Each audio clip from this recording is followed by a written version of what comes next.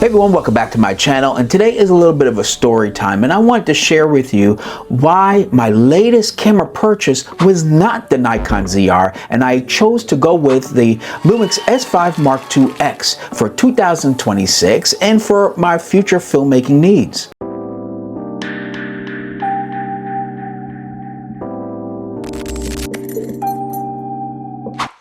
It's more important than ever to stand out from the rest, especially with AI and other disruptive variables out there affecting our work. With Pixpa, you get beautiful, customizable templates designed specifically for creatives, photographers, filmmakers, designers, you name it. It's not just a portfolio. You can blog, share your client galleries, and sell your physical and digital products online, all in one place. I've been personally using Pixpa to showcase my portfolio to clients, and it's made presenting my work look polished, modern, and most of all, very professional.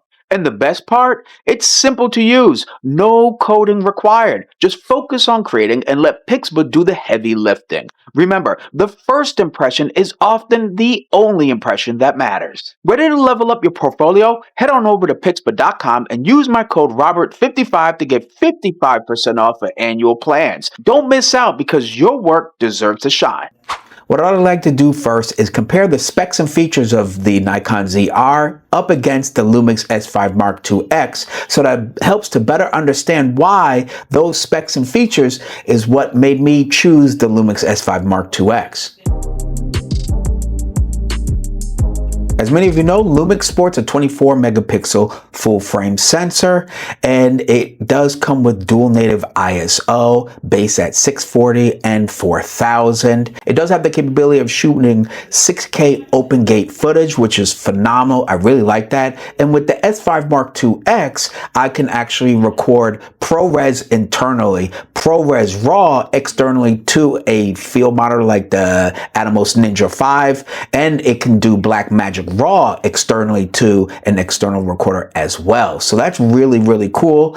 It does have some great cinematic video features, like it does a vector scope. Of course, it has histogram. It does have wireless live streaming capabilities, which is really nice. It also has a cool feature called 4K live cropping that I absolutely love for shooting dynamic B-roll with. The in-body stabilization is bar none one of the best in the market. As we know, that's one of the biggest strengths of Lumix mirrorless cameras. It's its ability to give you stabilized footage right out the box, and its active IS modes are incredible for a solo shooter. It can produce 422 10-bit recording video at unlimited recording time, so that's going to allow you to record 4K 60 unlimited. I absolutely love that feature to have. I don't use it all the time. Like, I don't shoot for longer, usually for slow-mo effects more than 30 seconds, but I'm glad I have it. It has fantastic thermal management with built-in fans into the viewfinder area of the camera, and with my experience with the Lumix S5IIX, I've never had any overheating issues, and I don't expect any from this camera. Aside from being able to record 12-bit video externally, internally, it does do up to 10-bit, as I mentioned, at 422, 4K, and it can do 6K as well at 420 when it's in open gate, and it does have full HDMI, which I really like. That means I don't need to buy another cord just to use this camera with a field monitor. There is one drawback, though it does have dual card slots. They're both SD cards. I kind of wish this had at least one CF Express Type B, but it is what it is. Now, to give my sensor a little bit more latitude in the video department, I can shoot in Vlog, which is what I do normally, and it gives me up to 15 stops of dynamic range.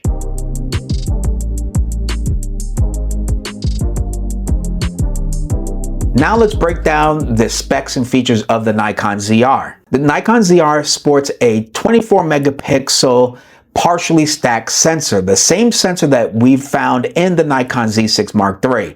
Now, my experience having the Nikon Z6 Mark III, and I use it extensively for both photos and video, is that I get nothing but gorgeous colors out of it, and I really can't complain with using that camera. I've used it using capturing video in ProRes RAW as well, and it gave me so much latitude to work with that color science. I do wish I did have that open gate feature. It does not have that, but it can do 6K up to 60 frames a second. So that's a really awesome bonus right there. It can do 4K 120, but there will be a crop on it, as well as the Lumix S5IIX. So that's something they both share in that department. Now, of course, one of the biggest benefits of the Nikon ZR is that you're able to record in R3D codec inside this Nikon Z mount camera. And that is a huge benefit, but it comes at a severe cost. It's called memory storage, okay? You're going to sacrifice a lot on your cards.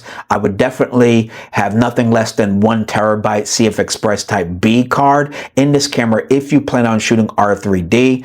But for myself, I barely shoot in ProRes RAW or ProRes at all, and same with the R3D color files. I just, unless it's for a paid commercial shoot, personally, for personal use, I just will never record in that codecs. None of the videos I've recorded for on my YouTube channel have been recorded in ProRes, so therefore it's a feature that I know that I won't generally use or miss. I am glad that the Nikon ZR does have dual native ISO starting at 800 and 6400. So that's a really nice feature that gives you serious latitude when using it in challenging lighting conditions. Another awesome win for the Nikon ZR is the 32-bit internal float recording.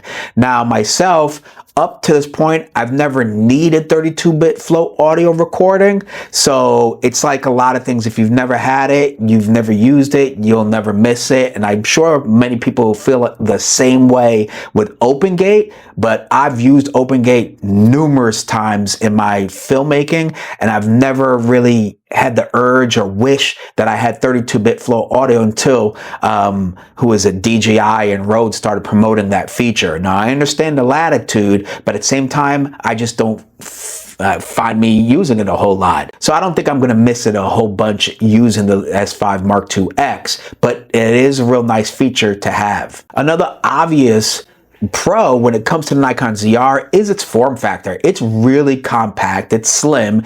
I can imagine myself using a camera like that to be able to mount and use as a crash cam or a B cam or C cam for my filmmaking. Absolutely. I do like the form factor a lot. Now when I hand hold it, it's not the most comfortable. Like there isn't a large grip on it like a Z8 or even a Z6 Mark III. So, you know, it depends on how you wish to use this. But if you're rigging out this entire camera body of the ZR, like I do with the S5 Mark II and the S5 Mark IIX, well, guess what? You're going to have grips everywhere because your cage and your top handle and the side handle, so you should be covered right there.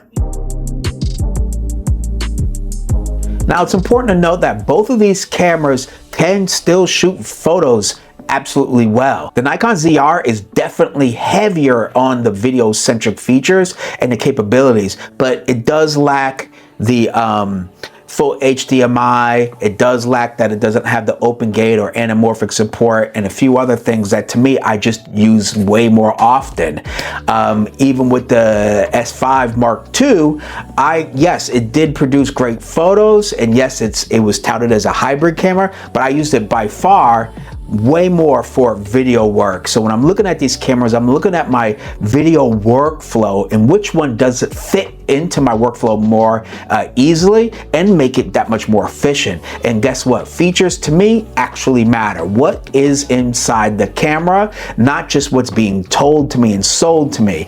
I want to know, do I have those key features? Like, I mean, it's not the S1 II, but I like that, you know, false colors is in some cameras. I actually like that feature, okay? But I can get that from my field monitor. But I do like 4K live cropping, which is a fantastic fun feature for dynamic B-rolls I mentioned earlier. I do like OpenGate. It does help me out tremendously when I am recording B-roll and figuring out how do I want to repurpose that footage later on. Even though there is a slight drop in quality from 422 to 420 6K when you're using OpenGate, the pros outweigh the cons for me. For most of my filmmaking, disappointing when it comes to video quality when I compared the two cameras, because they were pretty much at the same price point. I looked at the best codecs that they deliver, the ZR with the R3D codec, and then as well as the ProRes when it comes to the S5 Mark IIX. And both codecs I don't use a whole lot. That wasn't a huge factor in saying, oh, I want one over the other, because when I'm using either one, it's going to swallow up a lot more memory storage and stuff like that. So it really came down to the internal features of the camera and also the external too, when we're talking about the full HDMI or the lack thereof, or dual card slot, because the ZR doesn't have that dual card slot that personally I'd rather have. If it doesn't have at least two SD cards, it should have at least one SD and one CF Express Type B, so that mini SD card, or the micro, excuse me, in the ZR as a second, really I don't like. I'll be quite honest, okay? And there's nothing else really to say about it. Yeah, it didn't bother me when it had dual card slot and one SD and one micro when it came to the ZF, because the ZF, I'm really just shooting photos, right? But when I'm shooting video, I'd like to have at least two SD cards, preferably one CF Express Type B, right?